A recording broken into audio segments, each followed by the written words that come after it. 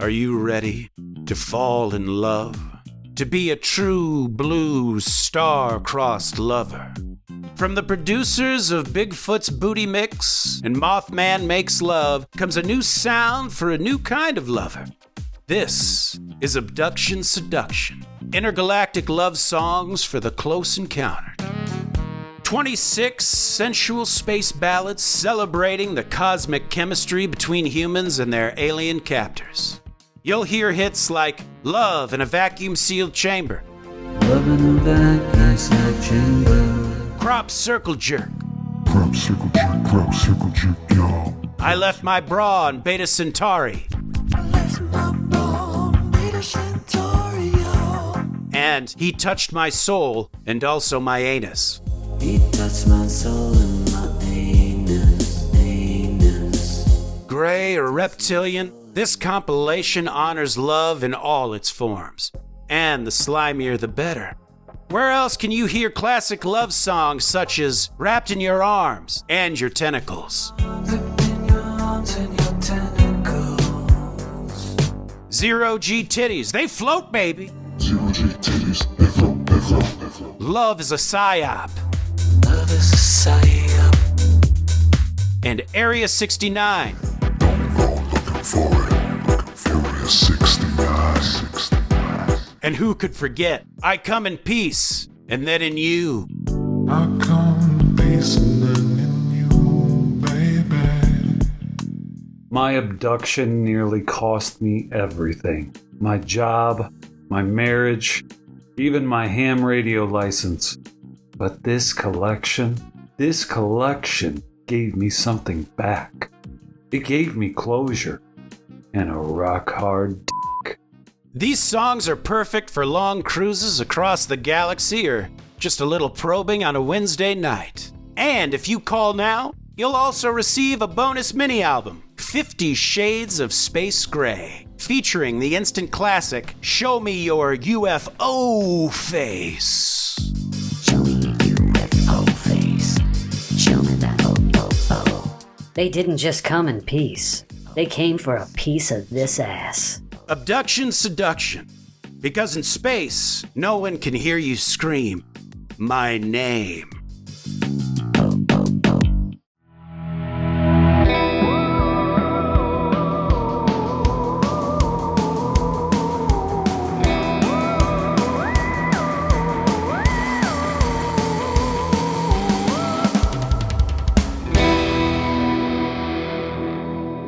Citizens of the Milky Way, my name is Dylan Hackworth, And I'm Gage Hurley. and you have arrived in the boudoir of the Creep Street Podcast. That's right, baby. Turn the heat up just a little bit. Undo a couple buttons on that shirt. Everybody, men, women, everybody, just undo a couple buttons. Let some cool air get in there, because let me tell you, you are going to be scorching hot and soaking wet in just a few minutes here, folks. That's right. Now imagine, folks, if you will, a quiet night. The lights are off, the world is asleep, and you, you poor soul, you're just starting to drift off to sleep. But somewhere above you, past the clouds, something's watching. And it wants your number. Alien abductions are by nature a very weird and winding road. Some reports are terrifying. Gray-skinned creatures with eyes like ink stains and a bedside manner colder than a mortician.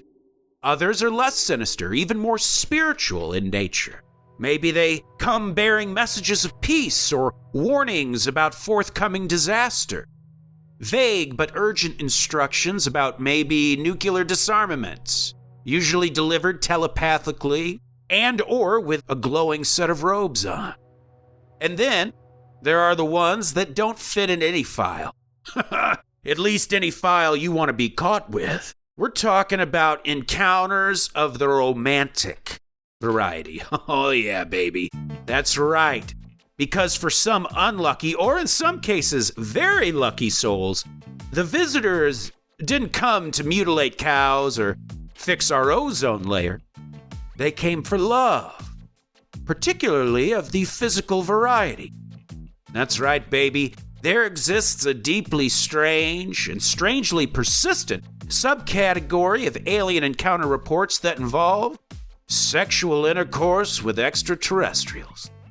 So light a candle, or don't. Maybe you like to do it in the dark. Maybe you like to do it with the lights on.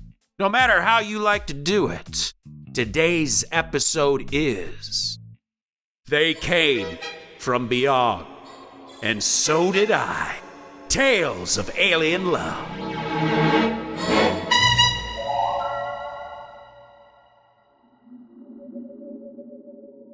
Ooh, man. Whoo, man, it's getting stanky in here. God.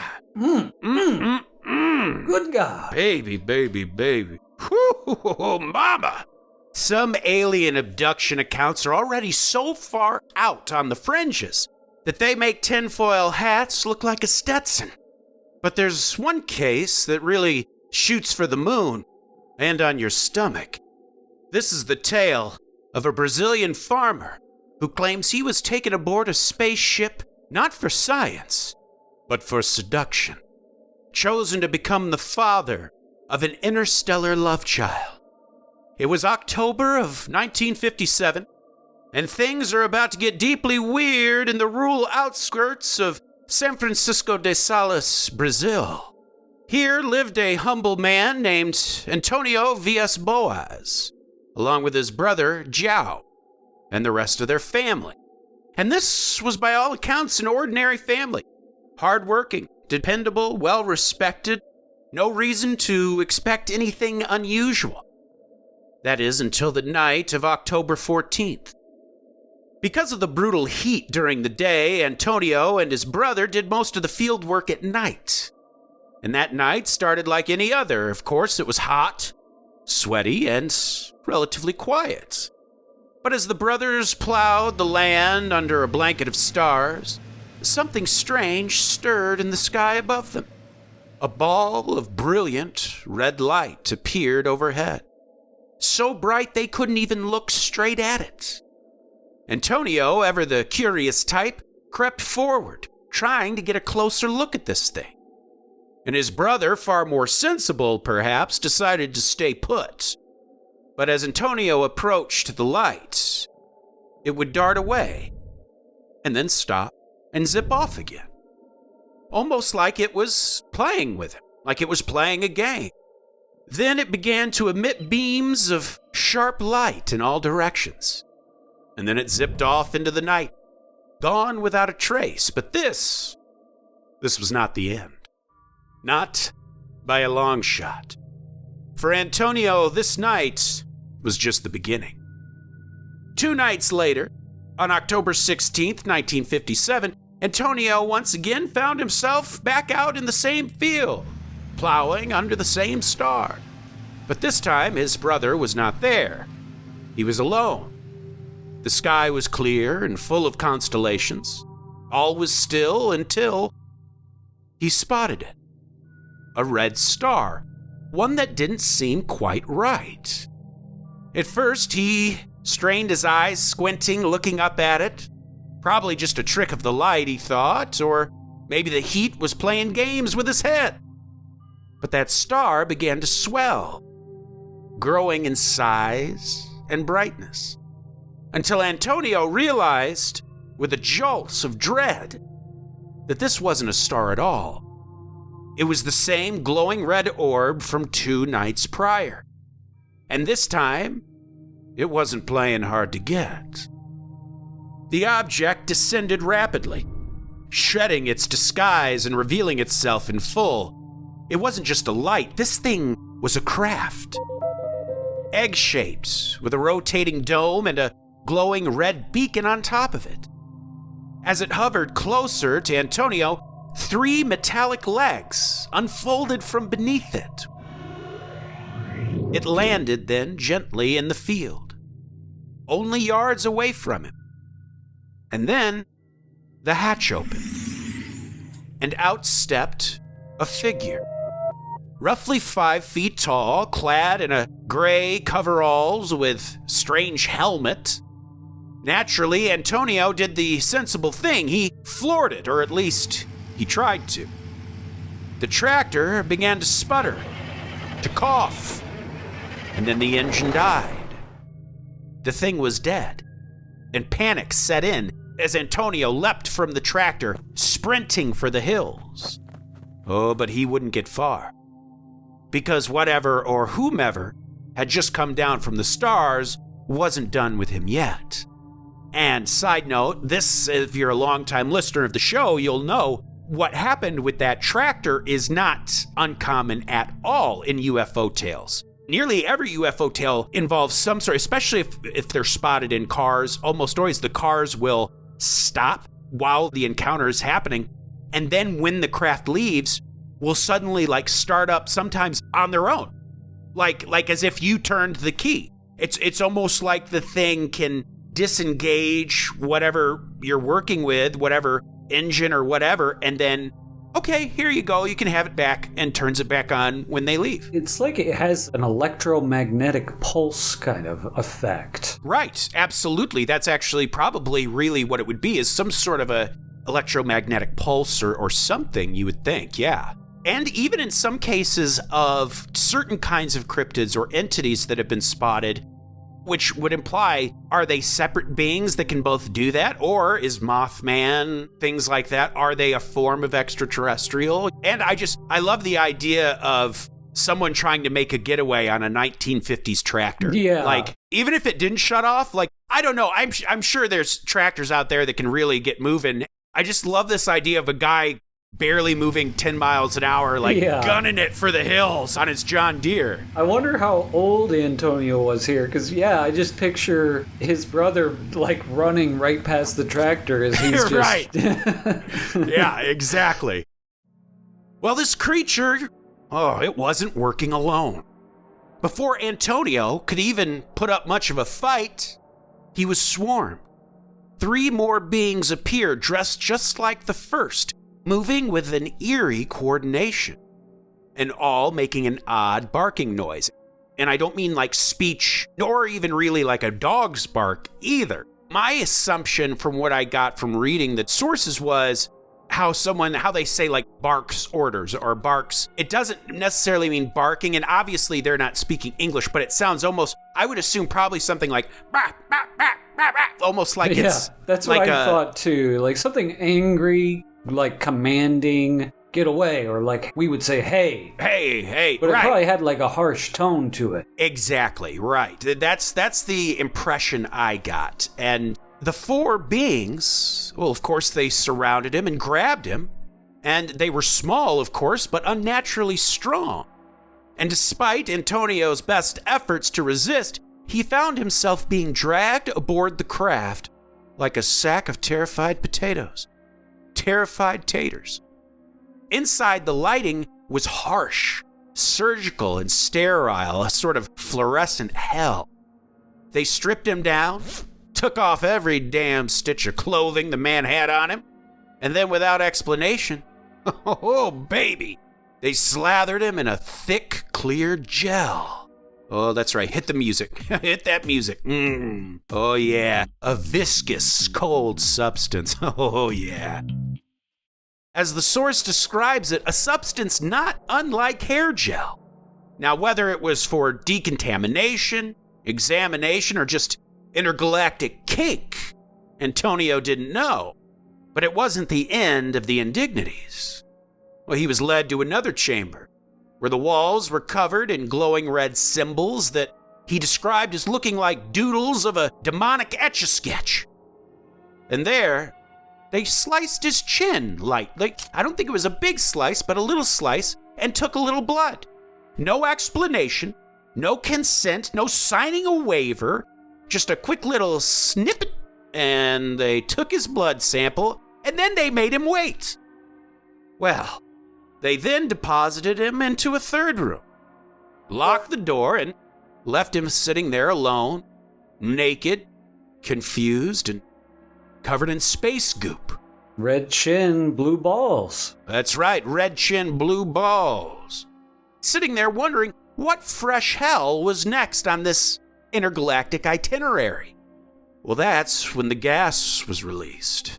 A foul-smelling mist was pumped into the room, so revolting that it caused Antonio to vomit violently and repeatedly.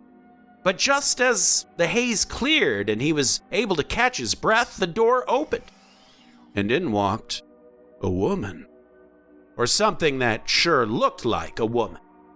This lass was tall, with platinum blonde hair and icy blue eyes, and an hourglass figure that could put the ass in astronaut. Antonio described her as, quote, very attractive. And for the record, his exact words, translated of course, basically amounted to interstellar smoke show. Neither spoke, but they didn't need to. They let their bodies do the talking. According to Antonio, what followed next was a romantic encounter of the third kind. Extremely hands-on.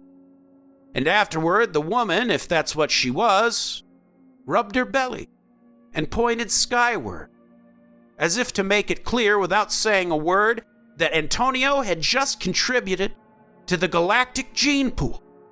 He was to be the father of an alien child, or at least a hybrid of some child.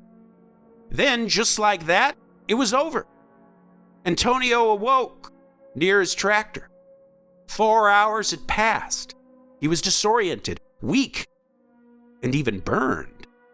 Strange marks covered his body. Burns that he couldn't explain, and ones that he also didn't remember receiving. Whatever had happened up there, it left a mark, and not just the ones on his skin. Well, the aftermath was not pretty. In the days that followed his close encounter of the frisky kind, Antonio began to fall apart. It started with the headaches, and then nausea, and then there were the lesions. Small, painful welts sprouting up across his body like alien acne. No obvious cause or cure. And the burns he came back with never seemed to fade. If anything, they worsened. Swollen, tender, and weirdly geometric in shape. Whatever had happened on that ship, his body was now paying the bill. Tony got himself an ET STD. Yeah, yes. Panicked and unsure of what to do, Antonio sought out medical help. And eventually he landed in the office of one Dr. Alova Fontes, a respected physician with the National School of Medicine of Brazil. Fontes took one look at Antonio and knew something was deeply wrong. His guess was that it was some kind of radiation poisoning. Low grade, but serious. The kind you just didn't get from standing too close to your microwave, but rather from, let's say, exposure to an experimental aircraft. Or possibly alien ass. According to the doctor, Antonio showed signs of systemic trauma, meaning the kind that you would find if you were one who spent time near a nuclear reactor. And here's the kicker. Antonio had no history of illness, no access to radioactive materials, no reason to, or medically or environmentally, to be suffering from this kind of exposure. Unless, of course, he really had taken a joyride on a glowing egg with a hot space lady. Well, the doctor would later describe the harrowing state of Antonio, saying, among Antonio's symptoms were pains throughout the body, nausea, headaches, loss of appetite, ceaselessly burning sensations in the eyes, cutaneous lesions at the slightest of light bruising, which went on appearing for months, looking like small reddish nodules, harder than the skin around them and protuberant, painful when touched, each with a small central orifice yielding a yellowish, thin, waterish discharge. The skin surrounding the wounds presented a hyperchromatic violet-tinged area. Well, sounds like Antonio had one hell of a night. Well, naturally, it wasn't long before his story of interstellar seduction started making the rounds. He brought his tale to journalist Jose Martins, and like that, the cosmic cat was out of the bag. By 1958, the story was everywhere. Ufologists had latched onto it, and Antonio became an unlikely folk hero. an agricultural Adonis turned abductee Casanova. But not everyone was buying tickets to this love ship, baby. Because even among the flying saucer faithful, this one certainly raised eyebrows. The whole thing sounded more like a saucy pulp novel than an authentic encounter. Critics pointed to an obscure sci-fi yarn that had appeared in the Brazilian magazine O Cruzeiro shortly before Antonio went public, featuring eerily similar themes.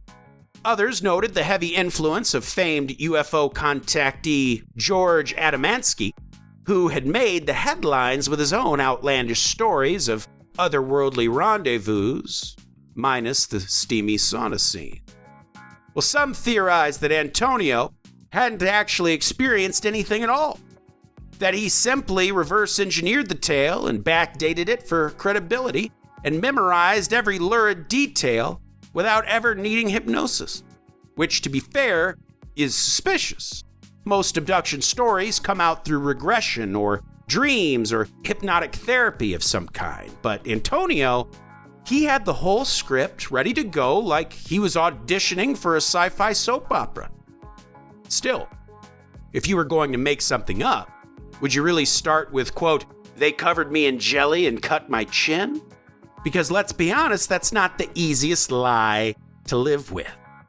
In the end, stories like this tend to orbit the very edge of belief, even for the true believers. Even the most ardent of ufologists, the ones who will go to the mat for cattle mutilations, crop circles, or a good pair of cargo shorts, the tale of Antonio and his extraterrestrial interlude has always floated out there on the fringes.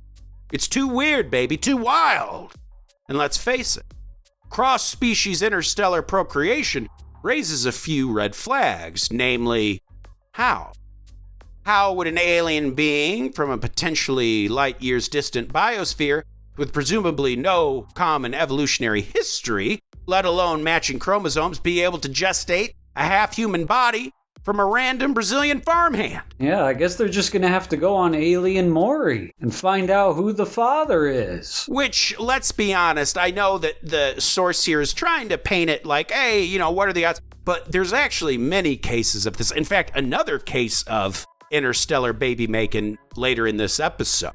It's actually a fairly common thing. And there's another common theory that these extraterrestrials are actually ancient advanced humans, whether it's Atlanteans or something, but we were able to essentially leave the Earth at one time, and they still check in on this kind of re-sprouted human race that's kind of come about back down here. It also could be their technology. They might have technology to where they can, basically, they would be able to combine DNA. I mean, if we can make a golden doodle, they could certainly make a human-alien hybrid. Let's be real here, folks. But nevertheless, most folks have written off Antonio's story as a hoax, a tall tale, a lonely farmer's sci-fi fantasy scribbled into the stars, and yet Antonio has never cracked. He wasn't just some babbling crank in the town square. In fact, he went on to live a quiet and respectable life. Antonio became a lawyer. He built a family, he paid his taxes, and he never made an effort to monetize his story. He never pivoted into the convention circuit, never sold merch like an alien baby onesie, didn't try to huckster any books, he just stuck to it. From that first day in 1957 until his death in 1992, Antonio never changed or took back any part of his story. Was he delusional? Was he telling the truth? Or was this something else altogether? Because whatever the truth is, one thing is certain. This wasn't just some footnote in flying saucer folklore, it's one of the very first alien abduction stories to make it big. It helped shape the entire narrative of alien craft's missing time and even intergalactic intimacy. And, I thought that was pretty commendable. He didn't just not try to cash in on his story. He ended up, it sounds like, doing well on his own, becoming a lawyer, starting a family. Obviously, you can be crazy and pass the bar, but I would think it doesn't sound like Antonio is one for Doesn't sound like he's a typical crackpot. No! I mean, the very fact that he never tried to do anything to make money off of this claim, and the fact that he held on to it until the day he died, it just seems like he genuinely believed it. Whether it was true or not, he seemed like he genuinely believed it. Right. I mean, he literally, what was there to gain? Absolutely, right? Yeah.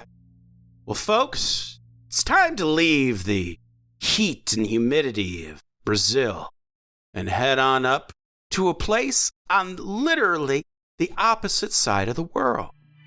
Now, among the more amorous anomalies cataloged in the tangled annals of extraterrestrial entanglements, there is but one case that defies explanation and common decency. It's the story of a Chinese lumberjack and a 10-foot-tall space seductress in a land where UFO lore is still, even today, mostly in its infancy. This case catapulted China into the upper echelons of the truly out-there alien encounter reports, joining the ranks of Brazil's interstellar baby daddies and America's backwoods probing parties. It's bizarre and certainly bold, and depending on how you feel about the future of a hybrid diplomacy, it's maybe even beautiful. This towering tale begins not with a scream or a beam of light, but with one man, his axe, and the most intimate lumber-related incident ever recorded. Our story drifts now to the east, to the chilly woods of northeastern China, to a place called the Red Flag Logging Commune, tucked deep in the misty shadow of the Dragon Mountains. It's a hard land, a land of axes, aching backs, and muddy boots. A place where cell service goes to die and men go to live out quiet lives. This wasn't the kind of place where strange things happened, not unless you counted a chipped saw blade or the occasional black bear sighting. But that all changed one evening for a man named Meng Zhonghao. He wasn't a thrill seeker, nor was he looking for any kind of trouble.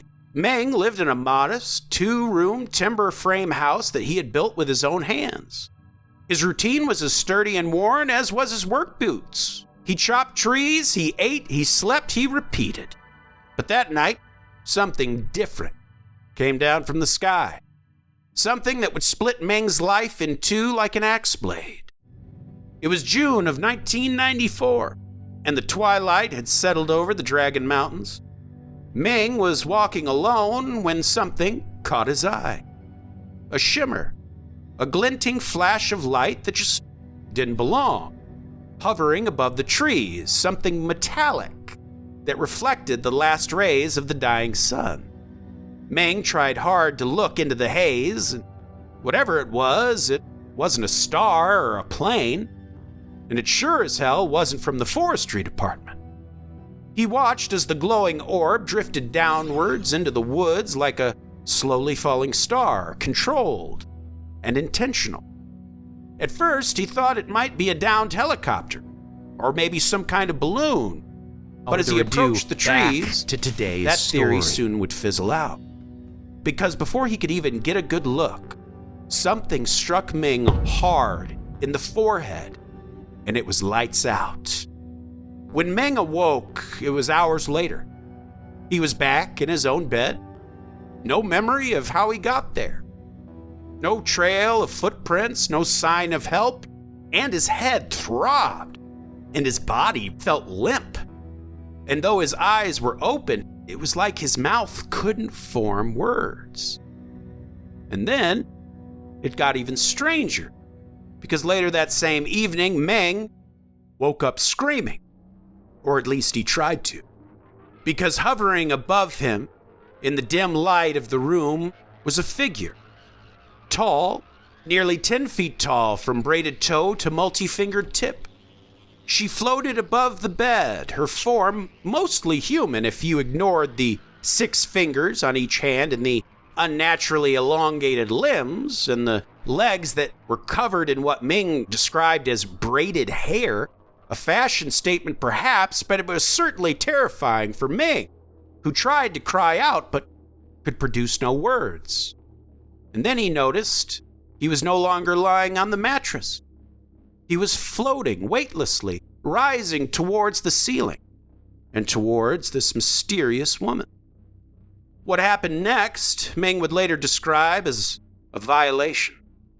He claimed that the towering alien forced him into sexual intercourse midair. And as he screamed in silence and drifted through what felt like a cosmic fever dream, when it was over, the figure vanished, phasing through the ceiling as effortlessly as steam slipping through cracks in a kettle. Meng dropped like a stone, landing back on his bed with a jolt. His wife still asleep right next to him. She hadn't stirred a bit. And when he pulled back the blanket, Meng discovered a new scar zigzagging across his upper thigh like some kind of alien autograph. Whatever happened that night, it had literally left its mark. Now, for the next month, Meng was haunted not just by the memory of this otherworldly assault, but by dreams that were vivid, visceral nightmares that slithered through his sleep like eels. And then there was the iron thing. He couldn't bear to touch iron. He couldn't stand to be near it. And we're talking like iron, like the actual metal, hammers, nails, even old cast iron kettles in the kitchen sent him into a cold sweat. Something inside of him had changed, perhaps chemically. How could iron suddenly become like kryptonite? Well, but the ride wasn't over. One night, Meng found himself once again weightless, rising from his bed like a marionette on invisible strings, only this time there was no sign of his braided leg beauty. No seductive stare from a 10-foot temptress. Just the ceiling, rushing up to meet him. And as Meng braced for impact, the crunch never came. Instead, he says he passed right through the ceiling, through the roof like a ghost, ejected straight into the freezing Manchurian sky. No jetpack or protective suit, just Meng, baby, out in the moonlight, Meng in the moonlight. And then, like a nightmare, he saw it. A spaceship silently hovering in the sky, waiting just for him. Inside, several of the same species of giants stood observing him. Whether these were scientists, soldiers, or members of a very specific escort agency, it was all unclear. But Meng asked where the woman was, the one with whom he'd made cosmic contact.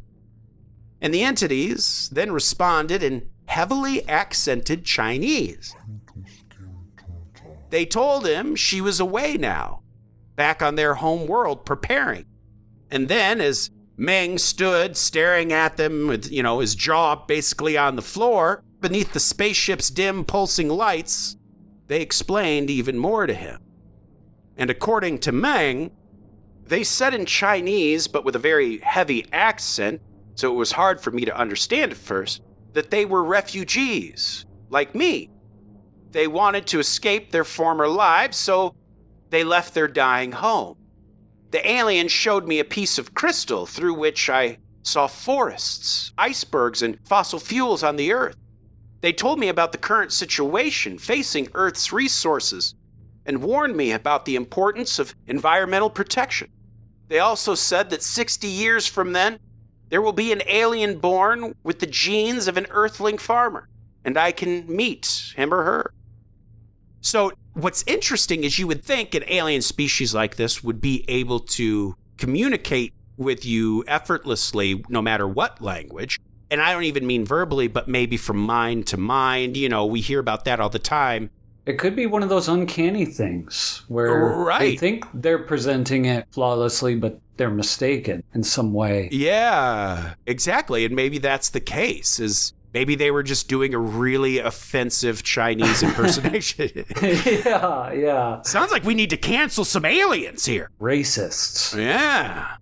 Well, this child that they spoke of course, would be the one supposedly conceived by Meng and his braided leg bedfellow on that now legendary night of floating fornication. The aliens explained that their species had a rather unique reproductive timeline. 60 years of pregnancy, how about that? Damn. A gestation period longer than most mortgages. So somewhere out there among the stars, apparently, was a child growing up. And when Ming's story came out, it lit up the Chinese media like a karaoke bar on payday, baby. People didn't know whether to laugh, panic, or light a cigarette and whisper, "Same, man, same." The tale spread fast, igniting everything from serious UFO inquiry to straight-up street corner gossip. Organizations such as the China UFO Research Center, the UFO Enthusiast Club at Wuhan University, nothing to see here, the Beijing UFO Organization, and even the state-sponsored UFO Research Society, they all took turns kicking the tires on Ming's tale. Some called it delusion or a hallucination after a nasty knock on the noggin. Others figured it was a calculated fantasy, a desperate man trying to spin a cosmic yarn to escape the quiet oblivion of the logging commune. And if that was the plan, well, it actually worked out. After TV appearances and tabloid spotlights, Ming was offered a job in the city, a better life for him and his family, all courtesy of an alleged extraterrestrial booty call. And then there were those, fewer but fierce, who believed him 100%. And to his credit, Meng didn't shrink from the scrutiny. He subjected himself to lie detector tests, and he passed them all. He never recanted, never backed down, and to this day insists it's all true. Every glowing orb. Ming would further explain, saying, "Once, humans believed that the Earth was flat. Even a decade ago, people would not believe that a cell phone could work. Humans, if we have ever seen something with our own eyes, naturally doubt that it exists, or that life could be that way. I was the first to be brave enough to say, I saw that. I didn't believe in aliens before I actually met them. Seeing is believing. We cannot explain UFOs and aliens because our technology isn't advanced enough. But that doesn't mean such things don't exist." Wise words, Ming, wise words. Now, was this man mad? Delusional? Or just someone looking to take a flying saucer ride straight out of the lumberyard and into the headlines? Well, who knows? It could have been an elaborate scam or just a dream that got a little too fleshy, a little too widespread. Whatever the case, Meng's tale takes its place among the glittering constellation of stories of interstellar sex. Too absurd to be real, yet too detailed to dismiss it entirely, and too horny to ignore. He stands by it to this day. No shaky retractions at all, or any retraction for that matter. Just that zigzag scar on his thigh and a stare like he's seen the belly of the cosmos, maybe even kissed it on the mouth. Yes, we don't have proof, no baby pictures or DNA tests, no birth announcement sent from a Galaxy G69. So add it to the pile, folks. This big, bizarre, butt-naked pile of alien rendezvous stories. Ming, it sounds like, actually improved his life a bit, and part of me is like, as long as you're not ruining someone's life, like, give me more money, like, essentially, oh, I'm in touch with alien gods, and if you give me all your, everything in your bank account, I'll, as long as that's not happening, part of me is like, you know what, good for you, man. Probably living a shitty life out in the middle of nowhere. Maybe he was, like, in an awful place, and, so yeah, part of me is like, even if he did make it up, good on you for getting your family into, like, a better situation. Ooh, just had to take a quick pause there, Creep Street, just to give your poor palpitating heart a rest. If you're enjoying this episode, go ahead and follow us on Facebook, Instagram at Creep Street Podcast, Twitter at Creep Street Pod, TikTok at Creep Street Podcast. That's right. And if once a week is not enough for you, just head on over to patreon.com for all sorts of goodies. We got 3 different tiers there, something for every tier. So get your fixins. We even got a free tier where you can listen to the weekly sketches before they go live on the episode. Now, without further ado, back to today's story. Folks, oh man, God damn it, you know I saved the best for last. Just lay back, undo another button, pull out that cigarette, light it up, take a deep drag, and let it out. Because we're going to be talking about jazz. This lady, this divine lady we're talking about, she's performed with Kenny G, opened for the Pointer Sisters. She even shared a bill with old Johnny Cash. She serenaded Gene Roddenberry himself 4 times.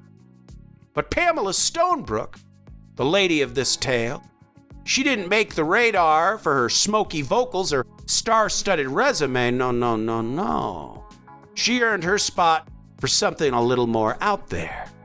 Because in addition to a powerhouse jazz singer, Pamela claims she's also the proud mother of alien hybrid children and a former lover of a shape-shifting reptilian.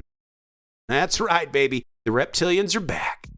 This is a story of sultry love songs, steamy starships, and interspecies sickness. Equal parts kink and Coltrane. They call her the Miles Davis of doing it with aliens. And when you hear what she says went down in that cosmic boudoir, you'll know exactly why. Now, the story actually starts when she was young. Now, this is before any of that contact, by the way. She was only 8, maybe 9. And these scars first appeared, these small, little clean scoops of flesh missing from her skin, almost like someone had taken a little melon baller to her under the cover of night. And notice how every single one of these lines, there's like these little bits that are taken from people. There's the scar on his leg. The first guy got his like STDs from Saturn.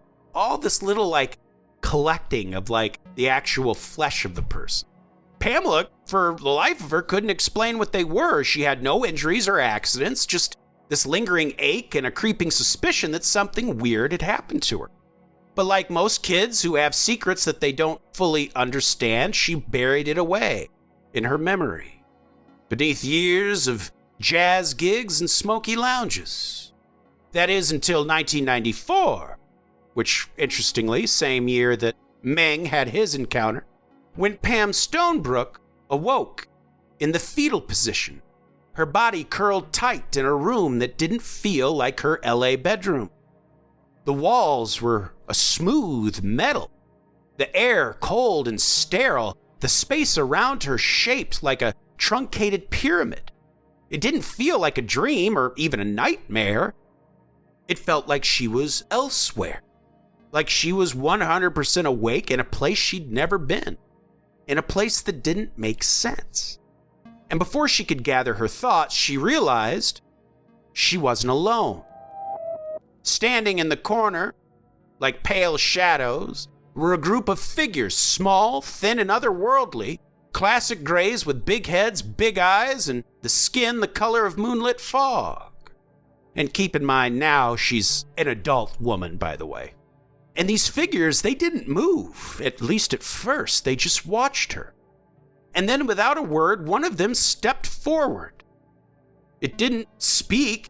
Something inside her still shifted, like a thread had been pulled in her brain, and now she had no choice but to follow this mysterious entity.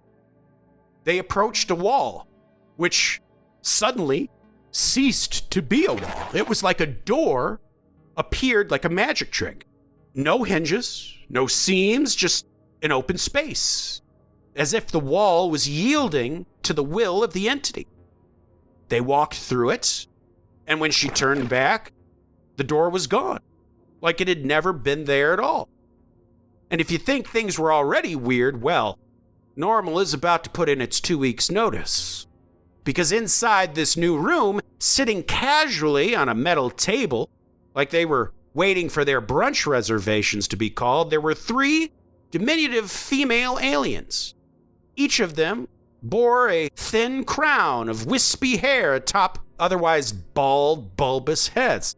And they seemed very excited to see Pamela, like they had been waiting specifically for her. Whatever she walked into, she immediately knew this was more than just an abduction. This was a reunion. Pamela would explain further, saying, "On this short metallic table were these 4 little girls. They were very frail like the Greys, but they had wispy hair. They ran over to me and grabbed my arms and started calling me Mommy, and I lost it." Whatever had happened in that strange, sterile chamber didn't end with Pamela waking up in her own bed. She jolted upright, her heart hammering, her memory murky, but her body had its own way of taking notes. On her arm, there was a series of bruises, faint but distinct, like fingerprints, but from fingers that weren't quite human. It was enough to pull forth flickering images in her memory of being dragged by those wide-eyed Greys down a corridor of gleaming chrome. But just flashes was all she could remember. The way those little girls, not quite human, but not quite like Pamela either, how they had watched her, and the way the Greys had shown her things she didn't ask to see, such as a vision of the Earth burning out like an old light bulb, followed by the cold, clinical pronouncement, "Earth is just one big, terraformed experiment."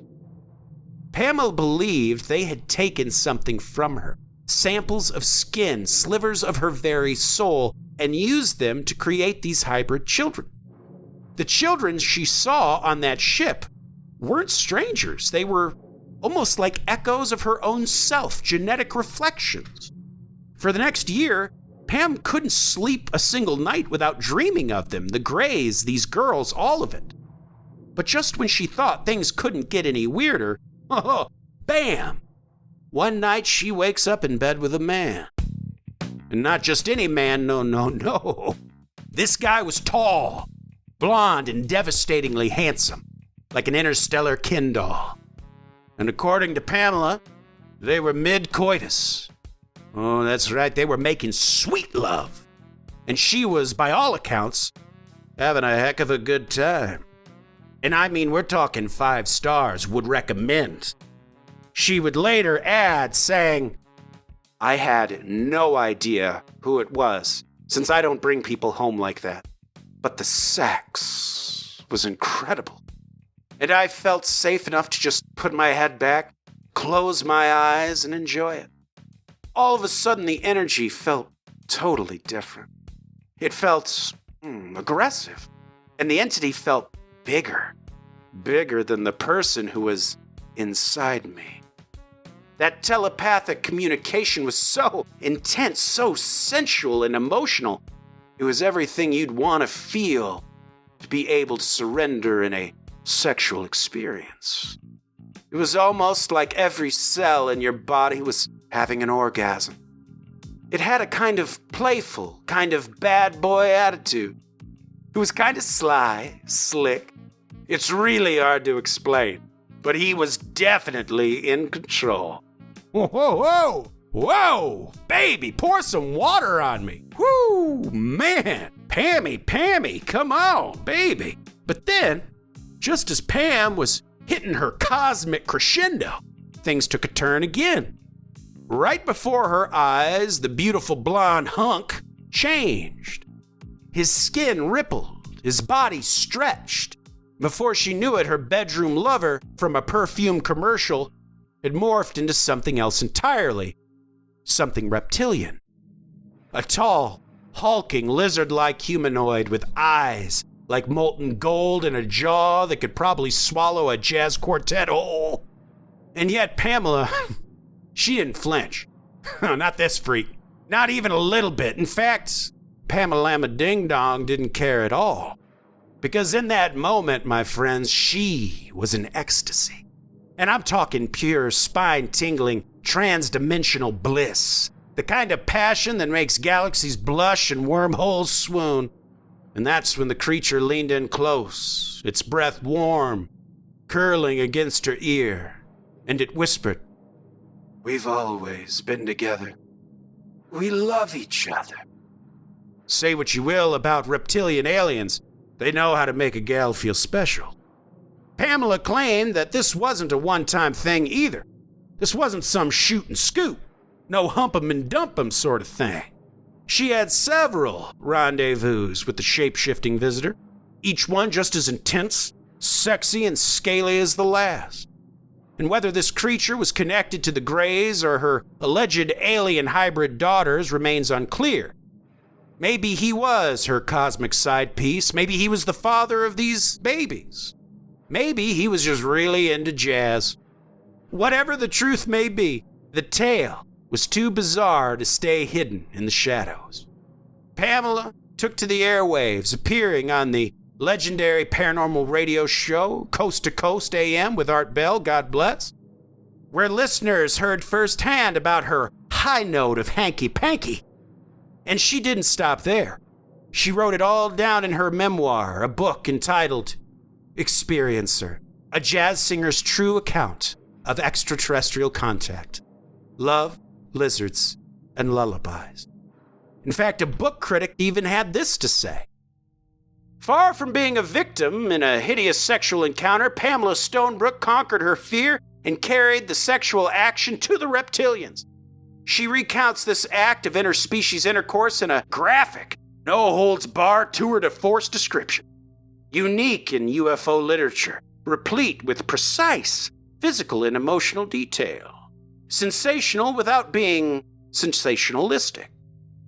Pamela's not backing down either, baby. In interviews, on stage, and in her book, she's never once wavered from her story. A reptilian lover? Absolutely. Hybrid daughters? Well, she met them. And she even heard the sweet nothings whispered from a space lizard with sculpted abs. And while most of the world would raise an eyebrow, or both, there were some who didn't. Women from all walks of life actually began reaching out to Pamela, sharing eerily similar stories. Tales of tall beings and the uncanny sense that they'd been chosen for a reason. But still, even with the already tinfoil-lined walls of the UFO community, Pamela's tale of shape-shifting soulmates pushed things a little too far. There are plenty of believers who draw the line at lizard love. And when your story makes other alien abductees go, okay, that's a bit much, you know you're orbiting some deep uncharted territory. But Pamela, she simply scats her way through the skepticism, scabbity-doo-bop. She just keeps crooning her cosmic tune and hits every high note along the way. Because in Pam's mind, and possibly her bed, the truth really is out there. And sometimes it likes to cuddle. Pamela would even defend her story further in an open letter to the UFO community, which we will close with right now. Reptilian encounters is a subject that very few women are prepared to go public with or speak openly about. I praise the courage of the few that already have and endured the public ridicule as a result. I've heard from women whose families are trying to put them into institutions, and women in the Bible Belt whose ministers think they are possessed by demons. I'm not the only one who's had this happen. I'm just the only one who would talk about it. Reptilians are not a politically correct species in the UFO community, and to admit to having sex with one, much less enjoying it, is beyond the pale as far as the more conservative members of that community are concerned. But I know from my extensive reading and research, and from talking personally to the dozens of women and men, that I am not unique in reporting this kind of experience. I am the first to admit that this is a vastly complex subject, a kind of hall of mirrors where dimensional realities are constantly shifting and changing. Certainly the reptilians use sex to control people in various ways. They have the ability to shapeshift and to control the mind of the experiencer, as well as to give tremendous pleasure through their mental powers. I've wrestled with all of these implications and the various levels of meaning and possibilities represented by my encounter experiences. I will say, however, as I have said before, that I feel a deep respect for the reptilian entity with whom I interacted, and a profound connection with this being. In a past life regression I did recently, I went to a very remote period in the Earth's history, perhaps hundreds of thousands of years ago, and saw myself as one of a brotherhood of reptilian warriors facing a catastrophic event in which we perished together. It was possibly nuclear in nature, since I saw a red cloud and felt tremendous heat. I believe that on one level, I may be meeting these entities again, perhaps fellow warriors from the past, warning us of an impending self-inflicted doom, or perhaps they are different aspects of myself. I don't really know. I'm just trying to unravel this puzzle like everyone else. Following my initial Art Bell interview, I received hundreds of letters and emails, many from people describing similar encounters to mine. I know that there are people out there who are suffering in isolation and silence, thinking they are going crazy. I've been able to give some of these people strength and courage so that they can move through their fear and come out the other side, still empowered and still able to celebrate life as the incredible adventure that it truly is. I know that when I was processing my gray experiences, if it had not been for people like John Mack, Bud Hopkins, Kim Carlsberg, Whitley Strieber, John Carpenter, and other researchers and experiencers who have been courageous enough to come forward, putting their lives and reputations on the line, I would have stayed in fear a lot longer, cowering in a corner, my self-esteem and identity shattered. But thanks to them and to the wonderful members of my support group, I am still standing, intact and whole. I believe that the alien abduction experience is profoundly linked to the momentous shift in consciousness that is occurring as we enter the new millennium. We are witness to and participants in the most fantastic era in human history. And contrary to the mood of pessimism from some individuals regarding the way mainstream media treats the UFO phenomenon and the trepidation that is felt regarding its ultimate impact on the human race, I remain unashamedly a positive. Everywhere I turn, I find much greater public acceptance of the alien abduction UFO phenomena, an active curiosity from enormous numbers of people.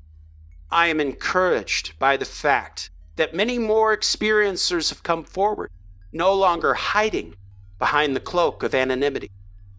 I believe that within 10 years, the reality of alien abduction will be accepted as a fact by the majority of people on this planet, and ridicule of the subject by the media or anyone else will be regarded as naive and irresponsible. Well, that is Pam's story, and I wanted to talk just for a second about angels and how angels, we've mentioned it before a number of times on this show, many times in the Bible, when an angel would appear, it could appear in disguise as a person like the one, I can't remember who wrestled the angel, but there was that. Then there was also verses that say the angel of the Lord came upon them and oh, they were so afraid, or they were so afraid, or something like that.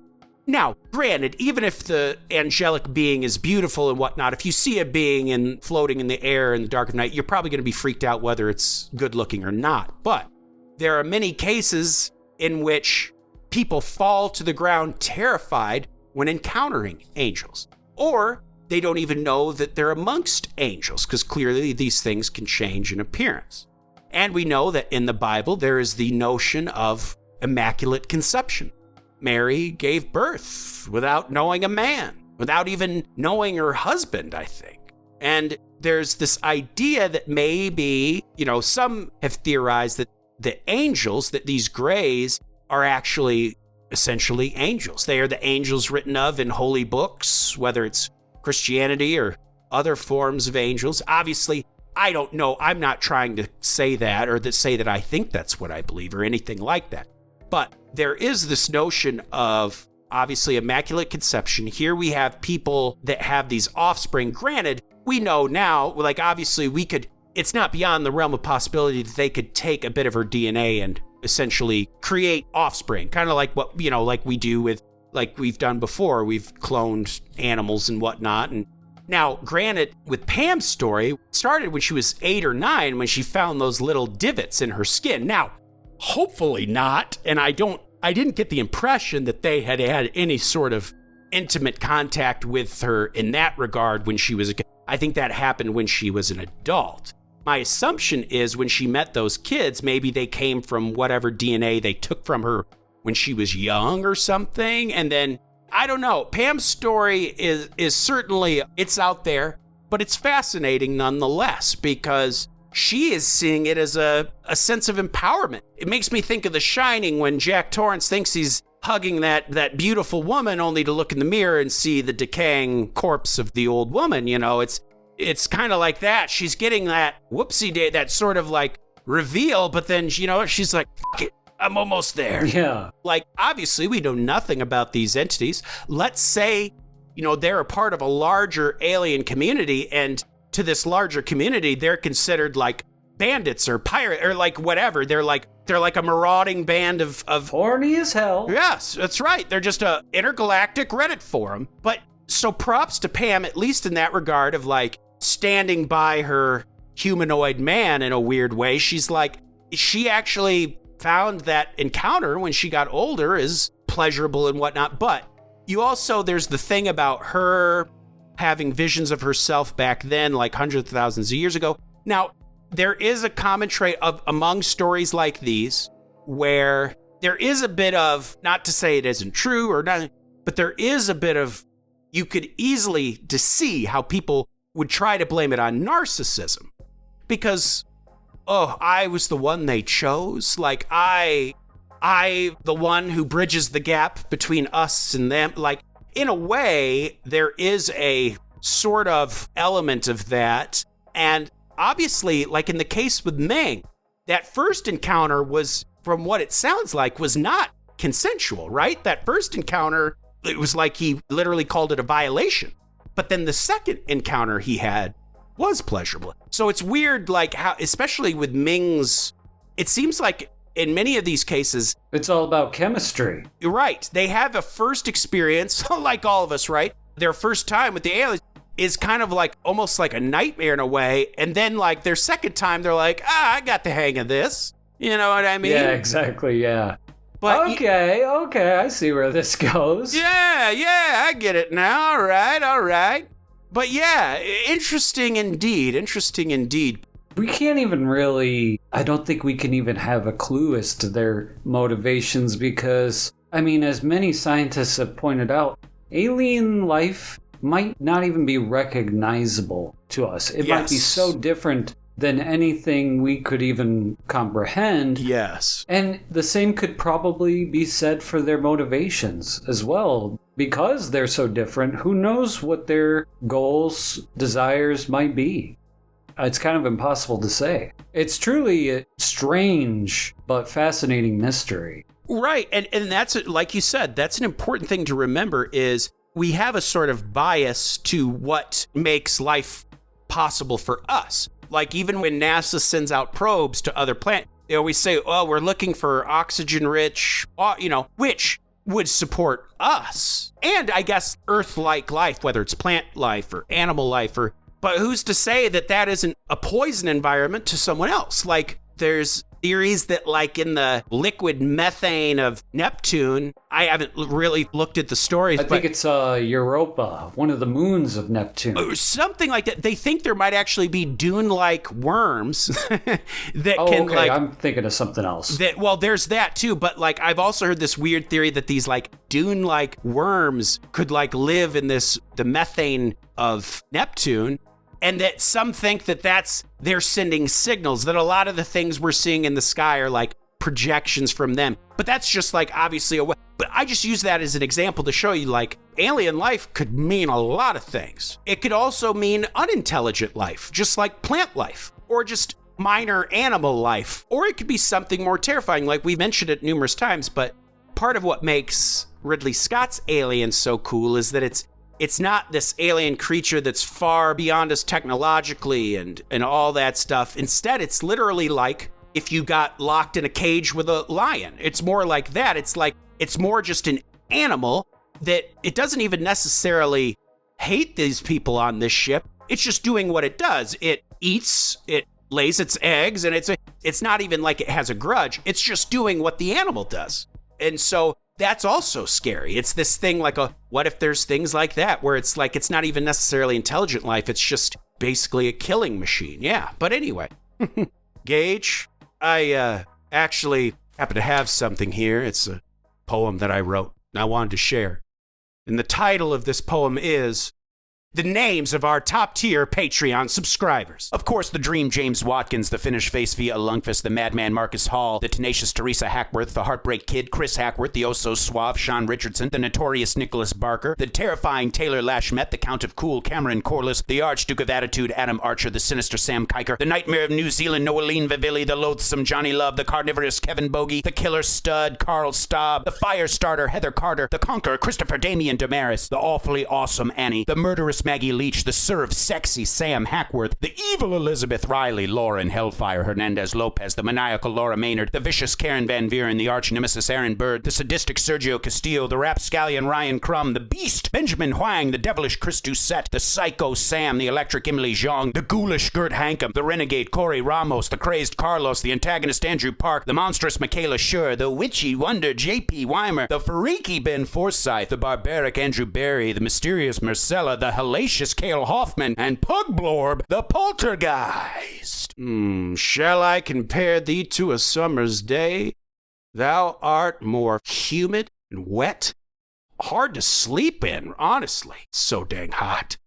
But God, thou art more temperate. Baby, baby, baby. Well, folks, head on over to patreon.com for all sorts of goodies. We're giving the top tier extra bonus this month. We recorded a really cool one about Fraser Canyon in California that's freaky as hell. It's literally just a buffet of all sorts of weird. It's got hauntings, it's got UFOs, cryptids, time slips, it's got everything. So even true crime. Every freaky fixin' you can ask for. Yes. So you just head on over to patreon.com/Creep Street Podcast for those goodies, folks. We thank you, we love you, and we hope you stay safe.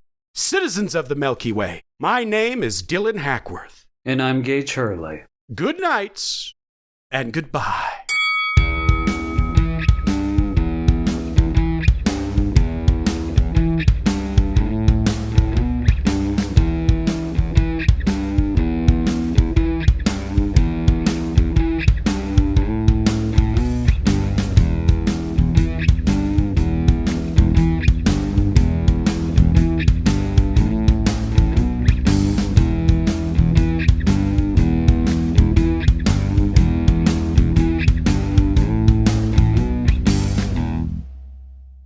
A viscous, cold substance. Oh, yeah.